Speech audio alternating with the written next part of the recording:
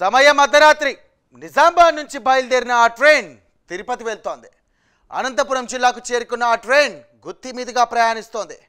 ట్రైన్లోని ప్రయాణికులంతా గాఢ నిద్రలో ఉన్నారు. అదే సమయంలో మరో ఎక్స్ప్రెస్ ట్రైన్ రావడంతో క్రాసింగ్ కోసం ఆ ట్రైన్కు రెడ్ సిగ్నల్ ఇచ్చి నిలిపారు రైల్వే సిబ్బంది.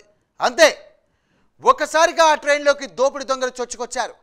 అర్ధరాత్రి ఆ ట్రైన్లో బీభత్సం సృష్టించారు. ప్రయాణికులంతా ఒక్కసారిగా ఉలిక్కిపడి లేచారు. అసలేం జరుగుతుందో అర్థం కాక బిక్కు బిక్కుమంటూ ఎవరి సీట్లలో వాళ్ళు కూర్చున్నారు. 5గురు దోపిడీ దొంగలు సృష్టించిన హంగామాకు ప్రయాణికులంతా హడలిపోయారు. 1 కాదు 2 కాదు, మొత్తం 10 బోగిల్లో దోపిడీకి పాల్పడ్డారు ఆ దొంగలు.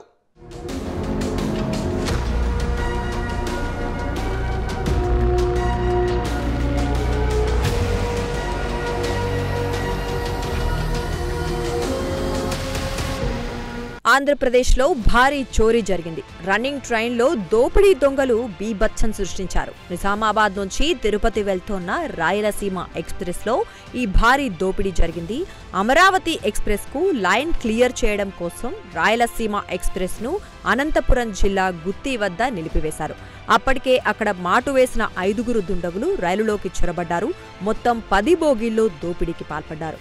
బోగీలోకి ప్రవేశించి దొంగలు నిద్రపోతోన్న ప్రయాణికుల మెడలోంచి గొలుసులు లాక్కున్నారు. ప్రయాణికుల వద్ద ఉన్న బంగారం, నగదుతో పాటు విలువైన వస్తువులను ఎత్తుకెళ్లారు. అయితే రైలు గుత్తి స్టేషన్ నుంచి వెంటనే కదిలి వెళ్లటంతో బాధితులు అక్కడ ఫిర్యాదు చేయడానికి అవకాశం లేకుండా పోయింది. తిరుపతికి చేరాక బాధితులు అక్కడి రైల్వే పోలీసులకు ఫిర్యాదు చేశారు. రైల్వే పోలీసులు కేసు నమోదు చేసి దర్యాప్తు చేస్తున్నారు.